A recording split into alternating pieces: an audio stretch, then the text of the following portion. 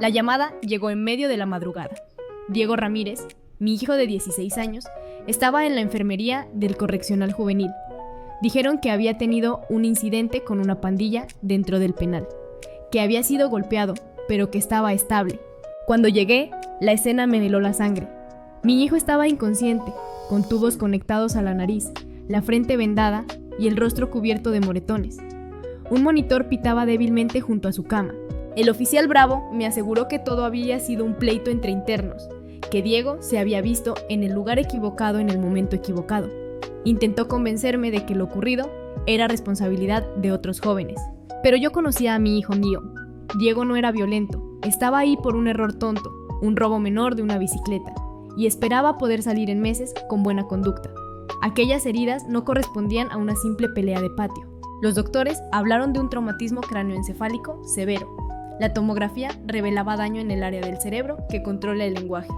Si sobrevivía, tal vez nunca volvería a hablar. Me derrumbé en la sala de espera. Sentía rabia, miedo y una impotencia que me quemaba por dentro. Bravo se limitó a repetir: su hijo tuvo la mala suerte de enfrentarse a una pandilla donde dura. Pero mientras lo escuchaba noté algo en su mirada. No tristeza ni preocupación, sino frialdad, como quien oculta más de lo que dice. Los días siguientes fueron un infierno. Diego despertó, pero no podía articular palabras. Intentaba hablar y solo salían sonidos entrecortados. Sus ojos, en cambio, lo decían todo: confusión, dolor, miedo. Yo me quedaba allí a su lado, sosteniendo su mano. Tranquilo, hijo, estoy aquí, vamos a salir de esta. Los médicos confirmaron lo que temía. El daño cerebral era permanente. Con terapia, quizá aprendería a comunicarse de otra forma, pero su voz, la que había escuchado toda su vida, estaba perdida. Mientras tanto, el correccional insistía en la misma versión, que todo había sido culpa de una pandilla. Pero algo no encajaba. Revisando el reporte oficial, noté incongruencias. No coincidían las horas. Los supuestos agresores habían sido liberados misteriosamente. Nadie explicó por qué no hubo guardias presentes en el momento del ataque. Sentí que la verdad estaba siendo enterrada. Una noche, mi cuñado Desi Ramírez vino a verme. Trabajaba como guardia en otro penal y conocía cómo funcionaba el sistema. Me habló con voz baja, mirando a su alrededor como si temiera ser escuchado. Esto no fue una pandilla, hermano. Esto huele a algo más. Cuando los internos resultan demasiado incómodos o cuando alguien quiere callarlos, a veces los mismos oficiales se encargan. Sus palabras me dejaron helado. ¿Era posible que quienes debían proteger a mi hijo fueran los responsables? Comencé a investigar. Hablé con otros padres en la sala de visitas. Una madre me contó que su hijo había salido con marcas extrañas en el cuerpo y que al preguntar le dijeron que se había caído en las duchas. Otro padre mencionó que su hijo también había perdido la capacidad de hablar después de un supuesto golpe accidental. Un patrón empezaba a dibujarse frente a mis ojos. De regreso en la habitación del hospital, miré a Diego. Movía los labios, tratando de decirme algo. Le pasé una libreta y un bolígrafo. Con dificultad escribió una palabra temblorosa: guardia. Se me heló la sangre. No había sido una pandilla. Había sido alguien con uniforme, con la palabra escrita por mi hijo, guardia. Supe que lo que se estaba pasando iba mucho más allá de una simple pelea entre internos. Empecé a buscar a otros padres. En la sala de visitas conocí a Josefa Morales, madre de acogida de un muchacho llamado Rodrigo Meléndez. Ella estaba desesperada. Rodrigo había regresado de una estancia en aislamiento con moretones en los brazos y marcas de esposas, y cada vez que intentaba hablar de lo ocurrido, se quebraba en llanto. Otra madre, con un hijo de 15 años, me dijo en voz baja: siempre pasa en martes. Ese día desaparecen algunos chicos por horas y regresan distintos, más callados, más asustados. La frase me caló hondo. Los martes. Mi hijo también había sido atacado un martes por la noche.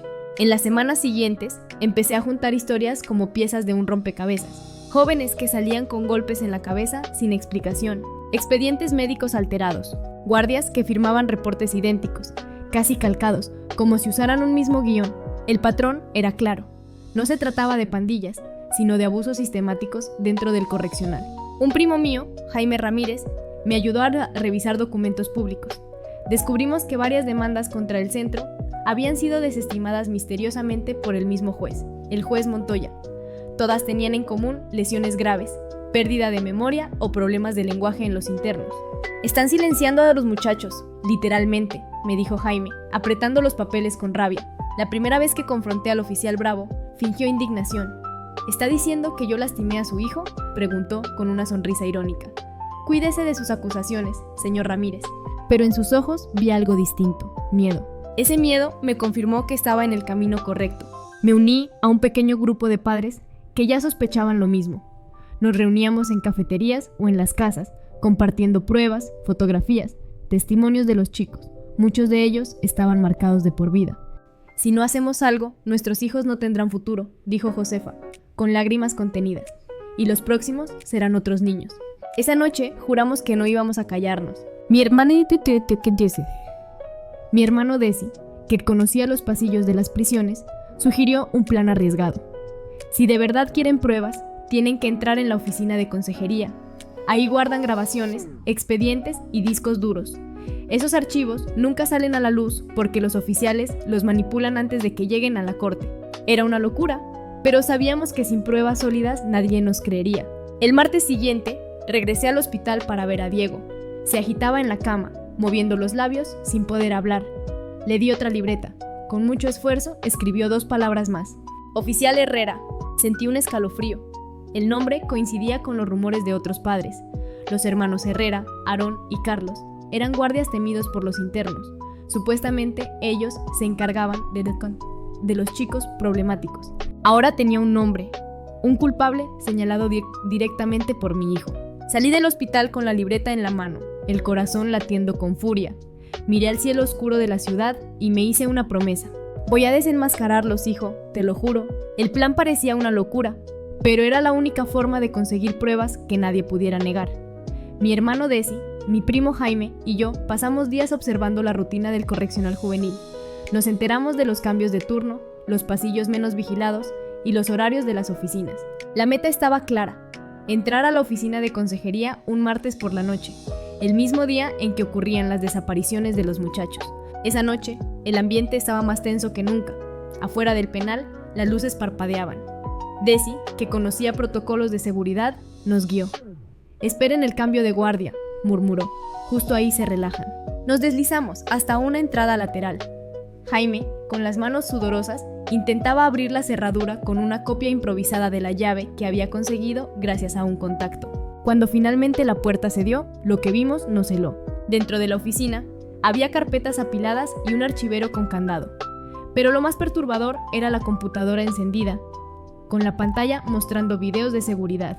En uno de ellos se veía a Rodrigo Meléndez, el hijo de acogida de Josefa, esposado a una silla, con los oficiales Herrera a su lado. Uno le sostenía la cabeza, mientras el otro parecía golpearlo repetidas veces en la nuca. Rodrigo gritaba, pero el audio estaba distorsionado, como si hubieran manipulado los micrófonos. Jaime cerró los ojos, conteniendo las lágrimas. «Esto es una maldita tortura», dijo en voz baja. De pronto, escuchamos pasos en el pasillo. Era el oficial Bravo. Entró, sorprendido al vernos. Por un instante se quedó inmóvil. Luego intentó sacar su radio. Desi reaccionó primero, lo empujó contra la pared y le arrebató el aparato. «¡Habla, maldito! ¿Qué le hicieron a mi sobrino?», gritó. Bravo balbuceaba, sudando frío.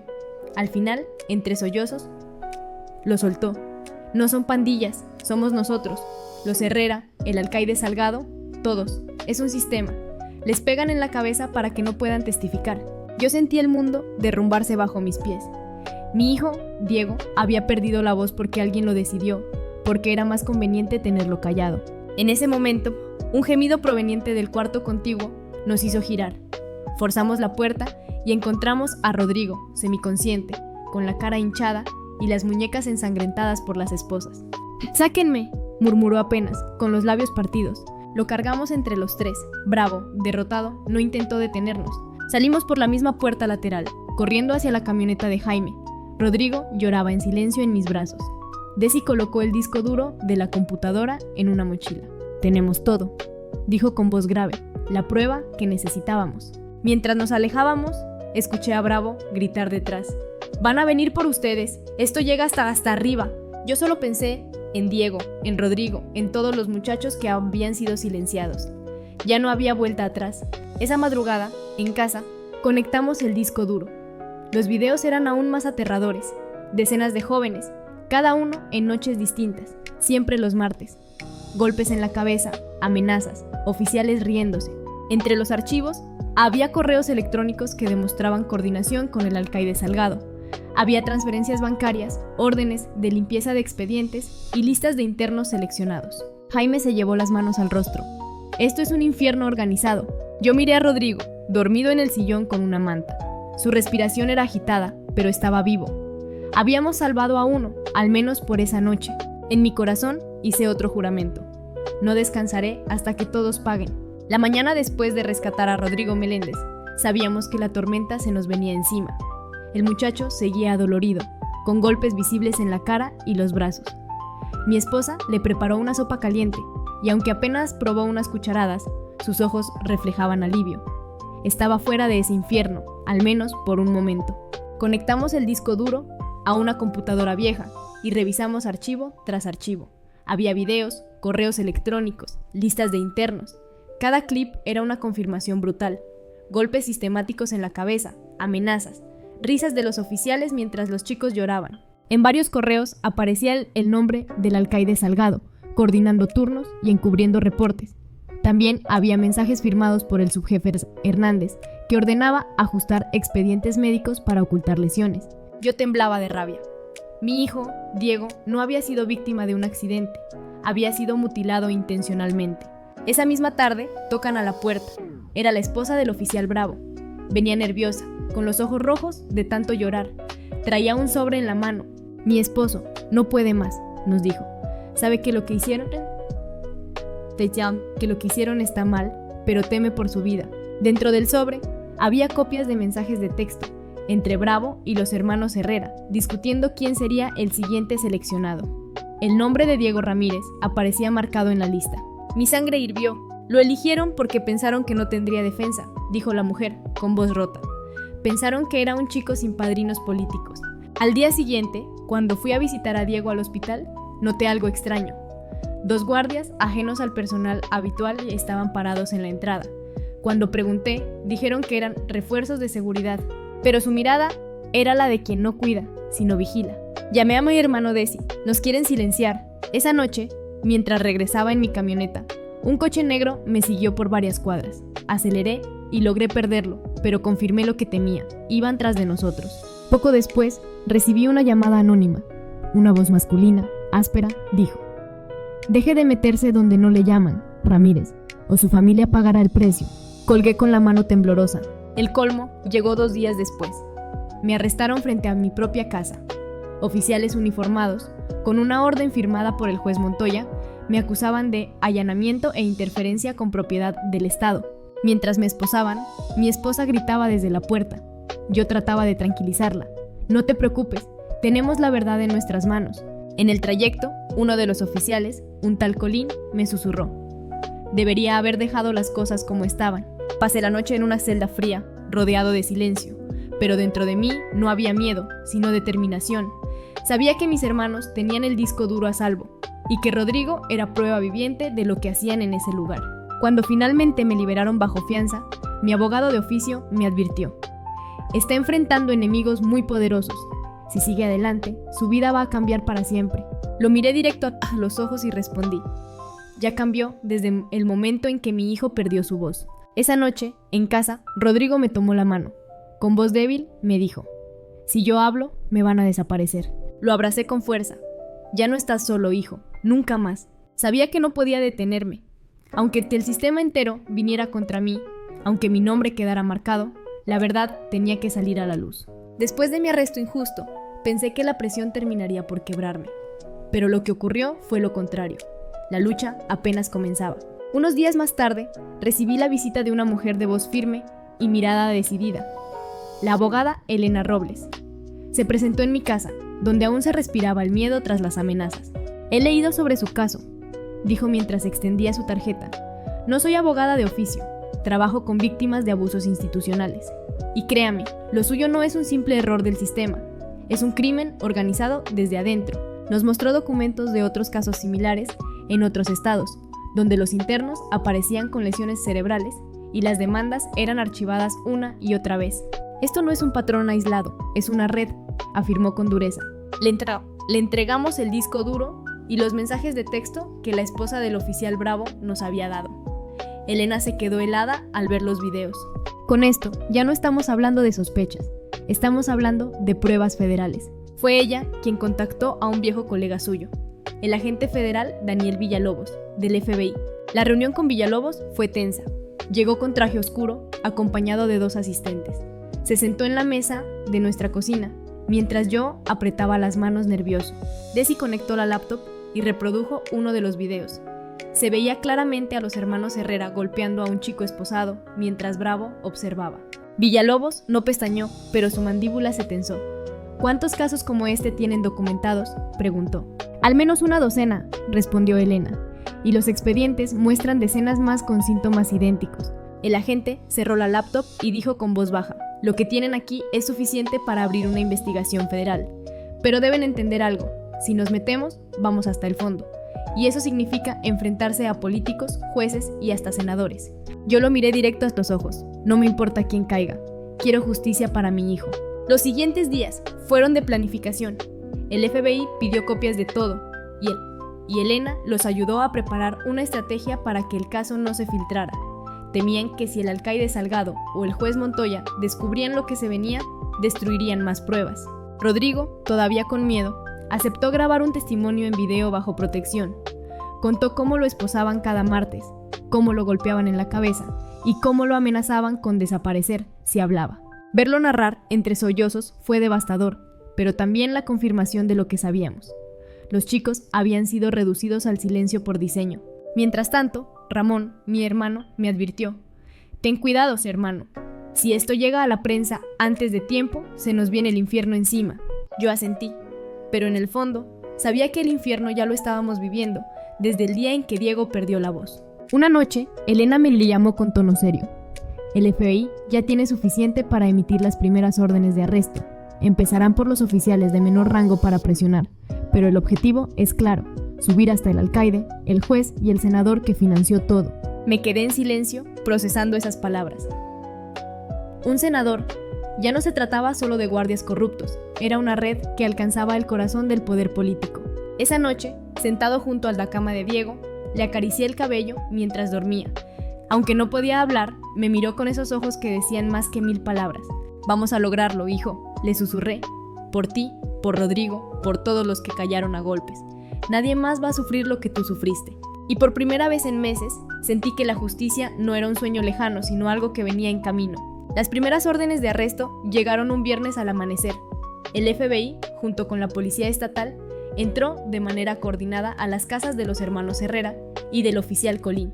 Las cámaras de los noticieros captaron a los agentes sacando los esposados, mientras los vecinos observaban incrédulos.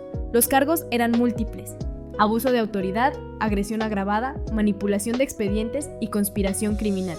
El oficial Bravo, que había empezado a colaborar, fue detenido también, pero en calidad de testigo protegido. Su confesión grabada confirmaba que todo era una operación organizada desde arriba, encabezada por el alcaide Salgado. Salgado elegía a los chicos más vulnerables, declaró Bravo. Órdenes directas: golpeen la cabeza, que no vuelvan a hablar. Así evitaban testimonios en los juicios y mantenían la cárcel bajo control. Cuando escuché esa grabación, tuve que salir de la sala de reuniones para no romper en llanto.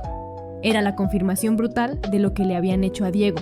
El operativo se extendió. El FBI incautó computadoras, discos duros y registros financieros del correccional juvenil. Descubrieron cuentas bancarias vinculadas a empresas fantasma, donde aparecía el nombre del subjefe Fernández, y transferencias autorizadas por el alcaide Salgado. El patrón era claro: no solo encubrían abusos, sino que lucraban con contratos inflados y fondos destinados a programas de rehabilitación inexistentes. El día en que arrestaron al alcaide Salgado, lo recuerdo con nitidez. Los noticieros mostraban cómo lo sacaban esposado de su lujosa casa, mientras él gritaba que todo era una conspiración política. Pero lo más revelador fue lo que hallaron en su despacho: carpetas con nombres de internos seleccionados, informes falsificados enviados al juez Montoya, una libreta con anotaciones directas que mencionaban al senador Dávila. Era la primera vez que un nombre político aparecía escrito en papel, sin posibilidad de negarlo. Mientras tanto, en el hospital, Rosa, la madre de Rodrigo, nos llamaba llorando. Gracias. Gracias por no dejarlo morir ahí dentro. Rodrigo empezaba a hablar más en terapia, aunque con pausas y miedo. Su testimonio fue fundamental.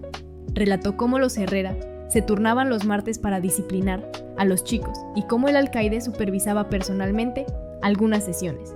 En casa, Elena Robles nos advirtió que lo más difícil apenas comenzaba. Los oficiales de bajo rango van a buscar reducir sus condenas.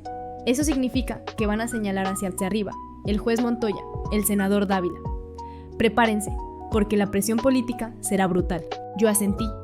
Miré a Diego, que trataba de formar palabras frente a una computadora con un programa de voz asistida. Después de varios intentos, salió un sonido metálico de la bocina. Justicia. Fue la primera palabra que mi hijo logró decir desde su lesión, y en ese instante supe que nada nos detendría. La prensa bautizó el caso como los martes del silencio. Los titulares se multiplicaban. Caen oficiales de correccional por mutilar a internos. El FBI investiga a juez y senador ligados a red de abusos. Testimonios revelan patrón sistemático en cárceles juveniles. El país entero empezó a mirar hacia nuestro pequeño pueblo. Cuando volví al hospital esa noche, me senté junto a Diego y le conté lo que estaba ocurriendo. Él me miró con ojos brillantes, apretó mi mano y escribió en la libreta. No me callaron. Con los hermanos Herrera, el oficial Colín y el alcaide Salgado bajo custodia, la investigación subió de nivel. El FBI comenzó a rastrear cada correo, cada transferencia y cada expediente que salía del correccional juvenil. Las piezas empezaban a encajar y todas apuntaban hacia arriba, el juez Montoya y el senador Dávila. Los correos electrónicos incautados en la computadora del alcaide revelaban comunicaciones directas con el despacho del juez. En ellos, Montoya pedía agilizar ciertos casos, a cambio de que los informes médicos de los internos complicados se ajustaran antes de llegar a la corte. Más escalofriante aún fueron las notas manuscritas de Salgado. Martes, operación limpia, Montoya cubre, Dávila aprueba fondos. Era la confirmación de que la red incluía al Poder Judicial y al Legislativo. Mientras tanto, Rodrigo Meléndez se preparaba para testificar formalmente bajo protección. Pasó noches enteras practicando con terapeutas, escribiendo lo que había vivido para poder leerlo sin quebrarse. El día de su declaración, la sala estaba llena, agentes federales, abogados y representantes del DIF. Rodrigo, con apenas 15 años, levantó la voz temblorosa. Cada martes nos sacaban de las celdas, nos esposaban, nos golpeaban en la cabeza. Decían que si hablábamos, nuestras familias sufrirían. Hubo un silencio sepulcral cuando mencionó que el alcaide observaba todo y que los oficiales se jactaban de que el juez estaba de su lado. Los investigadores lo miraron con gravedad. Su testimonio encajaba palabra por palabra con los documentos incautados. El agente Daniel Villalobos del FBI convocó a una rueda de prensa. Sin dar nombres aún, declaró: tenemos pruebas contundentes de que esta red criminal se extendía más allá del personal del correccional. Alcanzaba a funcionarios con cargos de gran poder. Los medios explotaron. Los noticieros nacionales empezaron a cubrir el caso día y noche. Titulares: el caso Diego Ramírez revela corrupción judicial. Senador Bajo sospecha por red de abusos en correccional juvenil. Los martes del silencio llegan al Congreso. En mi casa, la presión era insoportable. Autos desconocidos pasaban despacio frente a nuestra puerta.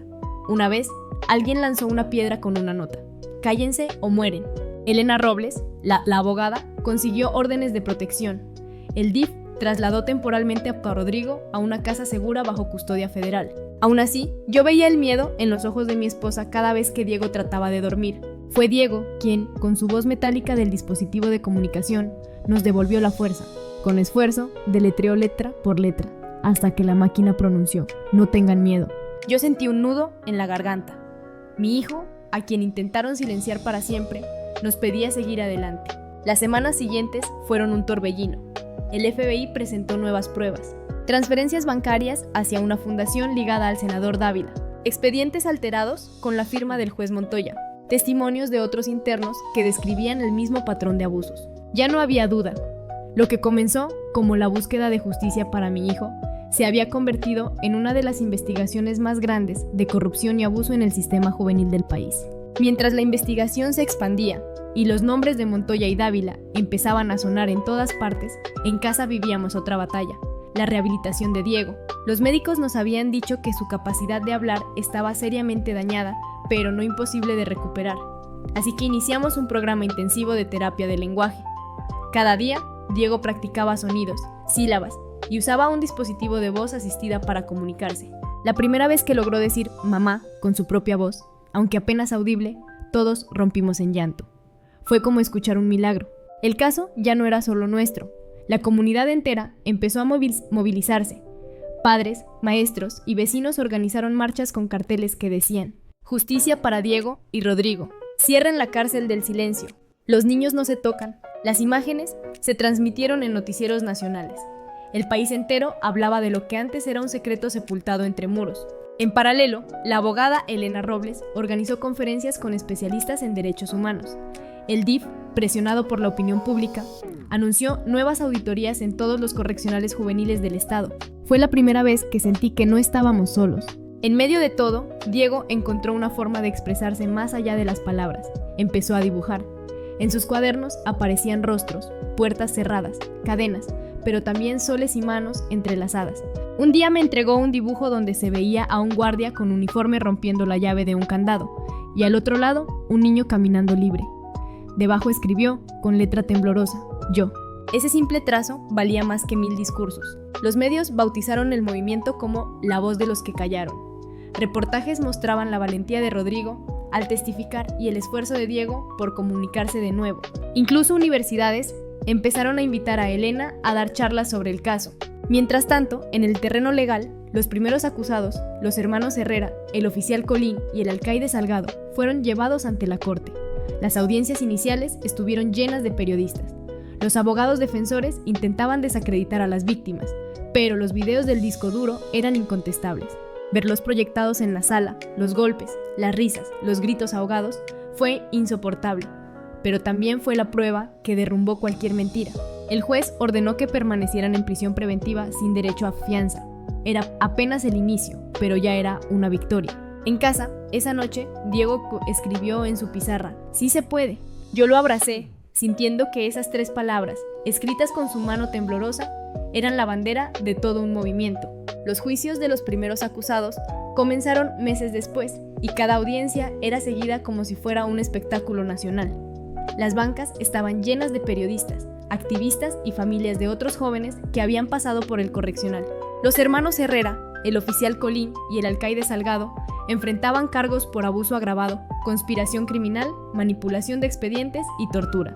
El fiscal presentó primero los videos del disco duro. La sala entera vio las imágenes. Los Herrera golpeando en la cabeza a muchachos esposados. Colín llenando reportes falsos. Salgado supervisando desde su oficina. El silencio era absoluto, roto solo por los sollozos de algunas madres en el público. Los abogados defensores intentaron argumentar que los videos podían haber sido editados, pero entonces llegó el testimonio de Rodrigo Meléndez. Con apenas 15 años, Rodrigo se sentó frente al tribunal. Con voz temblorosa, pero firme, contó cómo cada martes lo sacaban de su celda, lo esposaban y lo golpeaban hasta perder el conocimiento. Me decían que si hablaba, matarían a mi mamá, declaró con lágrimas. La jueza ordenó un receso porque la sala entera estaba al borde del colapso emocional. Cuando se reanudó la audiencia, el oficial Bravo, en calidad de testigo protegido, confirmó cada detalle. Explicó cómo las órdenes venían directamente del alcaide Salgado y cómo ellos se justificaban diciendo: es mejor tenerlos callados que tenerlos en la corte hablando contra nosotros. Ese testimonio fue devastador. Los veredictos llegaron semanas después. Los hermanos Herrera, culpables, condenados a cadena perpetua sin posibilidad de libertad condicional. Oficial Colín, culpable, 40 años de prisión. Alcaide Salgado, culpable, cadena perpetua y la pérdida de todos sus beneficios y bienes incautados. Las sentencias fueron recibidas con aplausos en la sala, algo poco común en un tribunal, pero imposible de contener.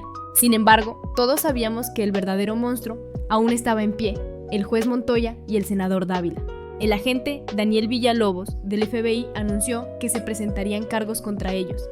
Las pruebas eran sólidas: transferencias bancarias, correos electrónicos y las notas de Salgado que los implicaban directamente.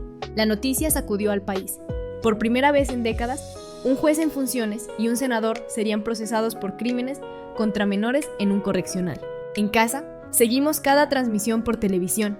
Diego, con su voz metálica del dispositivo, logró pronunciar una palabra que nos llenó de fuerza: culpables. Rodrigo, desde su casa segura, nos envió un mensaje de video.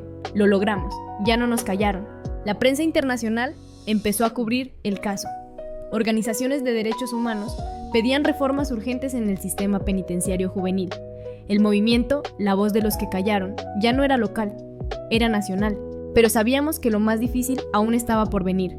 Montoya y Dávila tenían poder, recursos y aliados, y harían todo lo posible por escapar de la justicia. El juicio contra el juez Montoya y el senador Dávila fue histórico. Nunca antes, en nuestro estado, ni en gran parte del país, se había visto a dos figuras de tanto poder sentadas en el banquillo de los acusados por crímenes contra menores. La sala estaba abarrotada. Periodistas nacionales e internacionales, familias de víctimas, activistas de derechos humanos. El ambiente era eléctrico, cargado de expectativa. El fiscal presentó primero las transferencias bancarias. Documentos oficiales mostraban depósitos millonarios en cuentas ligadas a una fundación controlada por Dávila. Ese dinero, en teoría, debía financiar programas de rehabilitación juvenil, pero en realidad desaparecía en contratos fantasma. Luego vinieron los correos electrónicos. Montoya instruía a Salgado para ajustar expedientes médicos y desestimar denuncias de abuso. Había mensajes tan explícitos que nadie podía alegar malinterpretación. Uno de ellos decía: asegúrate de que el chico no vuelva a hablar en la corte. Dávila ya autorizó los fondos. La sala entera quedó en silencio. El testimonio de Rodrigo Meléndez, esta vez transmitido por videoconferencia para protegerlo, volvió a estremecer al tribunal. Señaló directamente que los oficiales presumían de tener al juez y al senador en el bolsillo. El propio oficial Bravo, en su acuerdo como testigo protegido, confirmó haber escuchado al alcaide Salgado decir: Montoya nos cubre, Dávila nos paga. La defensa intentó todo: alegar persecución política, fraude en las pruebas, conspiración del FBI. Incluso llevaron pastores y líderes comunitarios para hablar del buen carácter del senador, pero nada podía contra los videos, las transferencias y los testimonios. El veredicto llegó tras semanas de audiencias. Juez Montoya: culpable de conspiración, encubrimiento y abuso de poder, condenado a cadena perpetua. Senador Dávila: culpable de corrupción, asociación criminal y complicidad en abuso contra menores, condenado a 50 años de prisión. Cuando la jueza leyó la sentencia, la sala estalló en aplausos y lágrimas. Varias madres se abrazaron, algunos padres levantaron fotos de sus hijos como si por fin recibieran justicia.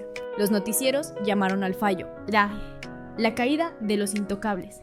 Columnistas decían que era el principio de una nueva era en la supervisión de instituciones juveniles. El Congreso, presionado por la opinión pública, aprobó de urgencia una ley nacional para fortalecer la vigilancia en correccionales. En los periódicos la llamaban la Ley Diego, en honor a mi hijo y a todos los que habían sido silenciados. Esa noche, en casa, vimos las noticias en familia.